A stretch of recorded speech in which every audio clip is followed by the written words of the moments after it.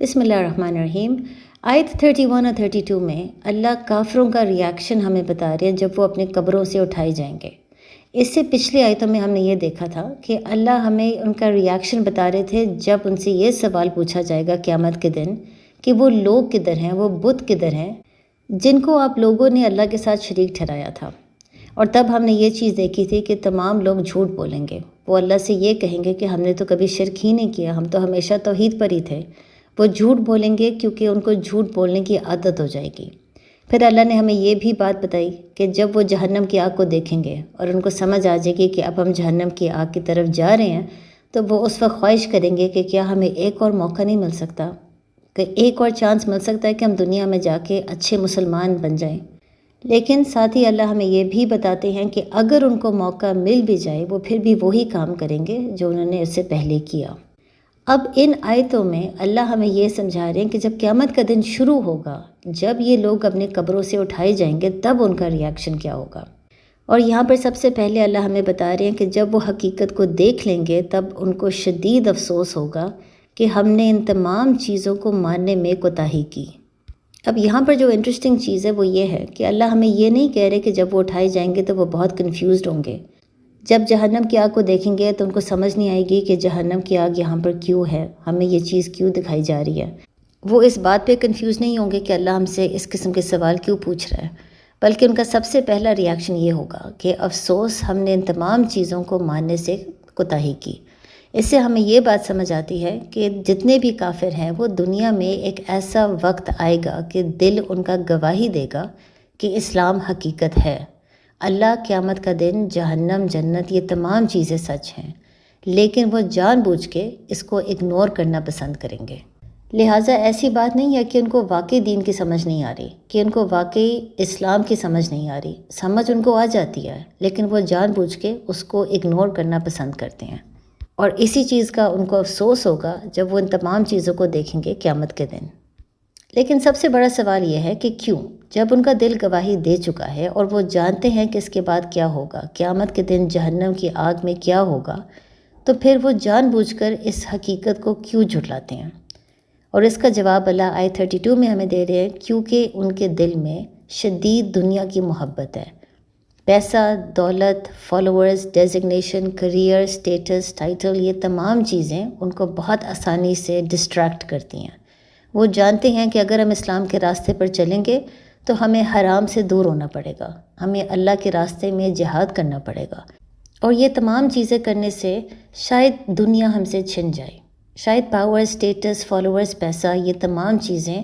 ہم سے دور ہو جائیں اگر ہم حلال کے پیچھے بھاگیں گے، اگر ہم اللہ کے پیچھے بھاگیں گے۔ اور کیونکہ ان کو دنیا سے اتنی محبت ہے، ان کو اسلام سے ڈر لگتا ہے۔ بلکہ یہی وجہ ہے کہ جب بھی کوئی رسول ایک قوم کی طرف بھیجا گیا تو ہمیشہ اس قوم کے امیر لوگوں نے سب سے پہلے اس رسول کو جھٹلایا۔ وہ جانتے تھے کہ وہ رسول حق پر ہے، لیکن وہ یہ بھی سمجھ گئے تھے کہ اگر انہوں نے رسول کو ایکسیپٹ کر لیا، اللہ کے پیغام کو ایکسیپٹ کر لیا، پھر وہ دنیا سے محبت نہیں کر سکتے، پھر ان کو اللہ سے محبت کرنی پڑے گی اور اللہ کی راہ میں جہاد کرنا پڑے گا، دنیا کو سیکریفائس کرنا پڑے گا۔ اور یہی بلکہ ریاکشن نبی محمد صلی اللہ علیہ وآلہ وسلم نے دیکھا جب انہوں نے دین کا پیغام پھیلانا شروع کیا۔ اب یہاں پر مسلمانوں کے لیے یہ بات سمجھنا بہت ضروری ہے، کیونکہ ہم مسلمان ہونے کے ناطے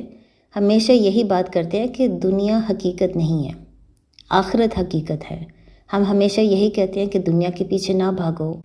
فالوور، سٹیٹس، کریئر، دولت، ان چیزوں کے پیچھے نہ بھاگو، صرف اللہ کے پیچھے بھاگنا چاہیے۔ ہم یہ بھی جانتے ہیں کہ یہ تمام دنیاوی چیزیں ہمیں قیامت کے دن کوئی بھی فائدہ نہیں دے سکے گی، بلکہ ہمارے ساتھ قبر میں بھی نہیں جا سکتی۔ لیکن کیا ہم پھر بھی ان چیزوں کے پیچھے نہیں بھاگتے؟ کیا مسلمان ہونے کے ناطے ہمیں پھر بھی ڈپریشن نہیں ہوتا جب اللہ ہم سے کوئی دنیاوی چیز چھین لیتا ہے، جب اللہ ہمیں کسی آزمائش میں ڈال لیتا ہے؟ ہم جانتے ہیں کہ اللہ ہمارے ساتھ ہے، قرآن ہمارے پاس ہے، بہت سی اللہ نے ہمیں نعمتیں دی ہوئی ہیں، لیکن کیا ہم پھر بھی وکٹم موڈ میں نہیں چلے جاتے، ہمیشہ شکایت کرنا، ڈپریشن میں چلے جانا؟ لہٰذا یہ چیز یاد رکھے کہ یہ بھی جھوٹ میں شامل ہوتا ہے۔ اگر ایک مسلمان ہونے کے ناطے ہم بار بار لوگوں کو یہی سمجھا رہے ہیں کہ توحید ہی سب کچھ ہے، اللہ ہی سب کچھ ہے، لیکن ہمارے بیہیویئر سے، ہمارے ایکشن سے توحید ظاہر نہیں ہو رہا، تو پھر یہ جھوٹ میں شامل ہے۔ اور یہ بالکل ایسے ہی ہے جیسے ہم نے پچھلے ایپیسوڈ میں ڈسکس کیا تھا کہ قیامت کے دن جو لوگ پوری زندگی جھوٹ بولتے رہے وہ اس دن بھی جھوٹ بولیں گے اور اللہ سے یہی کہیں گے کہ ہم نے تو کبھی بھی شرک نہیں کیا، ہم تو ہمیشہ توحید کے راستے پر تھے۔ لیکن جو سچ بات ہے وہ یہ ہے کہ وہ ہمیشہ دنیا کے پیچھے بھاگتے رہے۔ لہٰذا ان آیتوں سے اللہ مسلمانوں کو بھی خبردار کر رہے ہیں کہ مسلمان ہونے کے ناطے ہم یہ نہ سمجھیں کہ یہ تمام آیتیں کافروں کے لیے ہیں اور یہ ہمارے اوپر اپلائی نہیں ہوتا۔ ہم چاہے اپنے آپ کو مسلمان کہتے ہیں، لیکن اگر ہم توحید کے راستے پر نہیں ہیں تو پھر ہمارا بھی وہی حال ہوگا جو کافروں کا ہوگا۔ اب ظاہر ہے 1400 سال پہلے جب نبی محمد صلی اللہ علیہ وآلہ وسلم نے قریش کا ریاکشن دیکھا تو وہ بہت کنفیوز ہوتے تھے اور پریشان بھی تھے۔ ان کو یہ سمجھ نہیں آتی تھی کہ یہی لوگ ایک وقت مجھے صادق اور امین کہتے تھے، وہ جانتے تھے کہ میں ہمیشہ حق پہ ہوں، سچ بات کرتا ہوں۔ آج یہی لوگ میرا پیغام سن کے میرے ساتھ بدتمیزی کر رہے ہیں، مجھے غلط قسم کے ناموں سے پکار رہے ہیں، سب کو خبردار کر رہے ہیں کہ اس آدمی کے پاس نہ جانا، یہ بہت جھوٹ بولتا ہے۔ تو ظاہر ہے نبی ان کا یہ ریاکشن دیکھ کے بہت پریشان ہوتے تھے، اور یہ بات ہم سب سمجھ سکتے ہیں کہ جب آپ کبھی ایسے ماحول میں ہو جہاں پر تمام لوگ ٹاکسک ہو، آپ جانتے ہو کہ آپ حق پہ ہو اور آپ سچ بات کر رہے ہو، لیکن ہر انسان آپ کے خلاف ہے، تو آپ کے لیے اس کو برداشت کرنا بہت مشکل ہو جاتا ہے۔ اور یہی ریاکشن نبی کا تھا، کیونکہ شروع میں ان کو یہ بات سمجھ نہیں آتی تھی کہ جب میں حق پہ بات کر رہا ہوں تو لوگوں کو میری بات کیوں نہیں سمجھ آ رہی، بلکہ اس زمانے میں قریش صرف ان سے بدتمیزی نہیں کرتے تھے بلکہ بار بار معجزے کی خواہش کرتے تھے، اور یہ یہودی اور عیسائی قریش کو انکریج کرتے تھے، کیونکہ یہودی کہتے تھے کہ اللہ نے ہمارے پاس موسیٰ علیہ السلام کو بھیجا، موسیٰ علیہ السلام نے تو بہت سے معجزات دکھائے، سمندر کے 2 حصے کر دیا، ان کا عصا ایک سانپ بن گیا، ان کے ہاتھ میں سے بہت زیادہ نور نکل رہا تھا۔ تو یہ کیسے ہو سکتا ہے کہ یہ انسان محمد صلی اللہ علیہ وآلہ وسلم اپنے آپ کو رسول کہہ رہا ہے لیکن اس کے پاس کوئی معجزات نہیں ہیں؟ اسی طرح عیسائی بھی یہی کہتے تھے، ہمارے پاس تو عیسیٰ علیہ السلام آئے تھے، عیسیٰ علیہ السلام نے کیا کیا معجزات دکھائے، مردہ کو وہ زندہ کرتے تھے، جو لوگ اندھے تھے یا بیمار تھے ان کو وہ شفا دیتے تھے۔ تو یہ کیسے ہو سکتا ہے کہ یہ ایک رسول ہے محمد صلی اللہ علیہ وآلہ وسلم لیکن یہ کوئی معجزہ ہی نہیں دکھا سکتے؟ اب ظاہر ہے نبی کے لیے بھی یہ باتیں سننا بہت مشکل ہو گیا تھا، لہٰذا آیت 33 میں اللہ ان کو تسلی دے رہے ہیں، اللہ ان کو یہ سمجھا رہے ہیں کہ وہ یہ نہ سوچے کہ لوگ ان کو جھٹلا رہے ہیں، بلکہ وہ یہ سمجھ آئے کہ لوگ اللہ کے پیغام کو جھٹلا رہے ہیں۔ یعنی قریش کو نبی سے نفرت نہیں ہے، قریش کو ان سے نفرت نہیں ہے، قریش کو ان کے پیغام سے نفرت ہے۔ قریش ان کو جھوٹا نہیں کہہ رہے، وہ تو جانتے ہیں کہ یہ صادق اور امین ہیں، ان کو صرف ان کی باتیں نہیں اچھی لگ رہی۔ لہٰذا نبی محمد صلی اللہ علیہ وآلہ وسلم کو اللہ یہ بات سمجھا رہے تھے کہ ان کے ریاکشن کو پرسنلی نہ لیں، آپ یہ نہ سمجھیں کہ آپ کے اوپر اٹیک ہو رہا ہے یا وہ آپ کے خلاف ہیں، وہ آپ کے پیغام کے خلاف ہیں، وہ حق کے خلاف ہیں۔ آپ یہ نہ سمجھیں کہ آپ جس طریقے سے بات کر رہے ہیں ان کو بات نہیں سمجھ آ رہی، یا آپ صحیح طریقے سے پیغام نہیں ان کو پہنچا رہے، ان کو بات سمجھ آ گئی ہے لیکن ان کا ریاکشن ایسا ہی ہونا تھا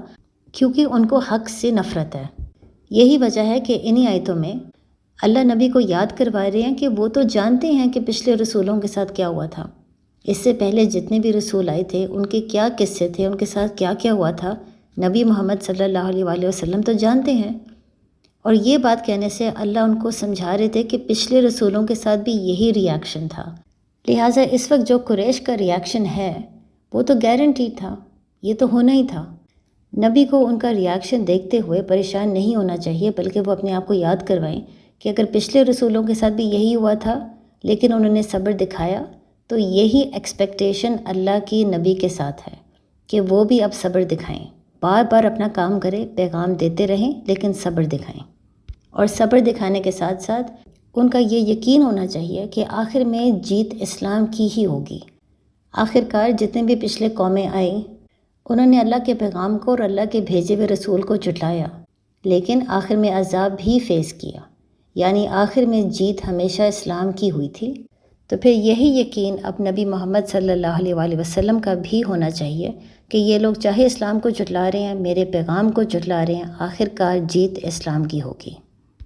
اب یہاں پر تھوڑی دیر کے لیے نبی کے اوپر جو آزمائش آئی تھی اس پر غور و فکر کرنا بہت ضروری ہے۔ اللہ نبی کو یہ بات بتا سکتے تھے کہ آپ فکر نہ کریں، مدینہ کا ایک شہر آپ کے لیے تیار ہو رہا ہے۔ اللہ ان کو یہ تسلی دے سکتے تھے کہ کئی سالوں کے بعد ایک جنگ ہوگی جس کا نام ہوگا بدر، اور اس میں مسلمانوں کی جیت ہوگی، اور کافروں کو شکست ملے گی، لیکن اللہ نے کوئی ایسی چیز کا ذکر نہیں کیا۔ نبی کو صرف اتنا ہی بتا دیا کہ ان کو ایک یقین ہونا چاہیے کہ آخر میں جیت اسلام کی ہوگی، لیکن آگے کیا کیا ہوگا اللہ بتا سکتے تھے، لیکن اللہ نے نہیں بتایا، کیونکہ چاہے وہ نبی تھے ان کی بھی اس وقت آزمائش چل رہی تھی۔ کیا ان کا توکل اللہ پر ہے؟ کیا پچھلے رسولوں کی طرح وہ بھی صبر دکھائیں گے؟ کیا وہ پچھلے رسولوں کی طرح پازیٹیو رہیں گے؟ اللہ کی رحمت پر امید رکھیں گے چاہے ان کے ساتھ بہت برا ہو رہا ہوگا؟ بلکہ یہی وجہ ہے کہ اللہ نبی کو یاد کرواتے ہیں کہ پچھلے رسولوں کے بارے میں غور و فکر کریں۔ کیا نوح علیہ السلام نے 950 سال تبلیغ نہیں کی؟ کیا ابراہیم علیہ السلام کی قوم ان کے خلاف نہیں ہوئی تھی، بلکہ ابراہیم علیہ السلام کے والد خود ان کے خلاف ہو گئے تھے؟ کیا موسیٰ علیہ السلام کو فرعون کا سامنا نہیں کرنا پڑا؟ جو موسیٰ علیہ السلام کے ساتھ اور ان کی قوم کے ساتھ فرعون نے سلوک کیا، کیا وہ بہت بڑی آزمائش نہیں تھی؟ اور کیا ایسا نہیں کہ موسیٰ علیہ السلام نے تمام چیزوں کے باوجود صبر دکھایا؟ تو اس وقت نبی محمد صلی اللہ علیہ وآلہ وسلم کو اللہ یہ سمجھا رہے تھے کہ اگر وہ تھوڑا سا غور و فکر کریں تو ان کو یہ سمجھ آ جائے گی کہ ان کی بھی آزمائش ہے، لیکن جتنی پچھلے رسولوں کی تھی اتنی نہیں ہے۔ انہوں نے نوح علیہ السلام کی طرح 950 سال تبلیغ نہیں کرنا، کیونکہ اب لوگ اتنے دیر کے لیے زندہ نہیں رہتے۔ ان کو ابراہیم علیہ السلام کی طرح اپنے گھر والوں سے ریجیکشن فیس نہیں کرنا پڑے گا۔ ابراہیم علیہ السلام کے تو اپنے والد ان کے خلاف ہو گئے تھے، نبی کے پاس تو پھر بھی ان کی بیوی تھی، ان کے چچا تھے، بہت سے ایسے لوگ تھے جو ان کا ساتھ دے رہے تھے۔ ان کو وہ ظلم اور وہ آزمائش نہیں دیکھنا پڑے گا جو موسیٰ علیہ السلام اور ان کی قوم نے دیکھا۔ لہٰذا اللہ نبی کو یہی سمجھا رہے تھے کہ اگر پچھلے رسولوں نے اتنا کچھ برداشت کرنے کے باوجود صبر دکھایا اور ہمت نہیں ہاری، تو یہی اب ان سے ایکسپیکٹ کیا جا رہا ہے کہ وہ بار بار اللہ کا پیغام دیں، جو کچھ بھی لوگوں کا آگے سے ریاکشن ہوتا ہے اس کو برداشت کریں اور صبر دکھائیں۔ لیکن پھر ہم دیکھ سکتے ہیں کہ نبی کو تسلی دینے کے بعد اللہ ان کو خبردار بھی کرتے ہیں۔ اس وقت کیونکہ عرب بار بار نبی سے ایک معجزہ کی خواہش کر رہے تھے، اور اللہ قرآن کے ذریعے ان کو سمجھا چکے تھے کہ ان کے لیے معجزہ قرآن اور رسول ہی ہے۔ ایسی کتاب اس سے پہلے نہیں بھیجی گئی، ایک ایسی کتاب جس میں اللہ کے لفظ ہیں اس سے پہلے نہیں آئی، لہٰذا قرآن ہی ان کا معجزہ ہے۔ اور ایک ایسا رسول جس کے پاس اس سے پہلے کوئی علم نہیں تھا، اچانک ان کے پاس اتنا زیادہ علم آ گیا ہے، یہی ان کا معجزہ ہے۔ لیکن ان تمام چیزوں کے باوجود وہ پھر بھی نبی سے بار بار کوئی معجزہ کی خواہش کرتے تھے، اور پھر ظاہر ہے اس پریشر کی وجہ سے نبی محمد صلی اللہ علیہ وآلہ وسلم بھی سوچتے تھے کہ اگر اللہ ایک معجزہ دکھا دے تو ہو سکتا ہے یہ تمام لوگ اسلام کو قبول کر لیں اور میں ان تمام لوگوں کو جہنم کی آگ سے بچا لوں۔ لہٰذا اس وقت اللہ نے نبی کو تسلی دینے کے بعد ان کو خبردار بھی کیا کہ اگر وہ زمین میں کوئی سرنگ لگا سکتے ہیں یا آسمان میں کوئی سیڑھی لگا سکتے ہیں اور خود کوئی معجزہ دکھا سکتے ہیں تو دکھائیں، لیکن اللہ کا فیصلہ ہے کہ اللہ کوئی معجزہ نہیں دکھائے گا۔ یہاں پر یہ سمجھنا بہت ضروری ہے کہ اللہ کے لیے معجزہ دکھانا مشکل نہیں تھا، اللہ کوئی بہت بڑا معجزہ دکھا سکتا تھا، اللہ ان کو جہنم اور جنت بھی دکھا سکتا تھا، لیکن اگر اللہ نے اتنا بڑا معجزہ دکھانا ہی تھا تاکہ تمام لوگ اسلام کو قبول کر لیں، تو پھر زندگی آزمائش نہیں رہے گی۔ زندگی کا تو مقصد ہی یہی تھا کہ اللہ پر یقین رکھے، چاہے آپ نے اللہ، فرشتے، جہنم، جنت کو نہیں دیکھا، اگر اللہ آپ کو دکھا دے گا تو پھر اس وقت ایمان لانے کا کیا فائدہ؟ بلکہ اللہ نے ہمیں عقل اسی لیے دی ہے کہ ہم غور و فکر کریں، صحیح قسم کے سوال پوچھیں اور خود سے سمجھ آئے، ایک یقین ہمارے دل میں ہو جائے کہ یہ تمام چیزیں سچ ہے، چاہے ہم نے ان کو نہیں دیکھا۔ جب ہم اللہ پر ایمان لاتے ہیں چاہے ہم نے اللہ کو نہیں دیکھا، اسی ایمان کا تو ہمیں فائدہ ہوگا۔ بلکہ اس کے ساتھ ساتھ اللہ نبی کو اور مسلمانوں کو بات سمجھا رہے ہیں آیت 36 میں کہ وہ لوگ جو سن سکتے ہیں، یعنی وہ لوگ جو واقعی غور و فکر کرتے ہیں، وہ فوراً سمجھ جائیں گے کہ یہ حقیقت ہے اور وہ اسلام کے راستے پہ ضرور چلیں گے۔ لیکن وہ لوگ جو اندر سے مردہ ہیں، یعنی ان کی روح اندر سے ختم ہو گئی، وہ اسپریچولی مردہ ہیں، وہ لوگ کبھی غور و فکر نہیں کریں گے۔ وہ سنیں گے ضرور لیکن اس کے اوپر غور و فکر نہیں کریں گے، اور یہ وہی لوگ ہیں جن کو قیامت کے دن صرف افسوس ہوگا۔ مثلاً اگر کوئی انسان سویا ہوا ہو اور آپ اس کو لاجک سمجھانے کی کوشش کریں تو اس کے کان کام کر رہے ہیں، وہ سن سکتا ہے، اس کا دماغ بھی کام کر رہا ہے، اس کا دماغ آپ کی باتوں کو رجسٹر کر رہا ہے، لیکن وہ غور و فکر نہیں کر سکتا، اپنی عقل استعمال نہیں کر سکتا کیونکہ اس وقت وہ سویا ہوا ہے۔ اسی طرح اللہ ہمیں مثال دیتے ہیں کہ جو لوگ زندہ ہیں لیکن اندر سے اسپریچولی وہ مردہ ہیں، وہ آپ کی بات سن تو رہے ہیں، ان کا دماغ آپ کی بات کو رجسٹر کر رہا ہے، لیکن وہ غور و فکر نہیں کرنا چاہتے کیونکہ وہ پہلے سے فیصلہ کر چکے ہیں کہ ہم نے اسلام کے راستے پر نہیں چلنا۔ اسلام کے راستے پر چلنے سے ہمیں جہاد کرنا پڑے گا، بہت کچھ سیکریفائس کرنا پڑے گا اللہ کی راہ میں، اور لوگوں نے پہلے سے فیصلہ کر لیا ہے کہ یہ ہم نے نہیں کرنا۔ لہٰذا اس وقت اللہ نبی کو یہی بات سمجھا رہے ہیں کہ چاہے یہ لوگ دیکھنے میں زندہ ہیں، کچھ ان میں سے اسپریچولی مردہ ہو چکے ہیں،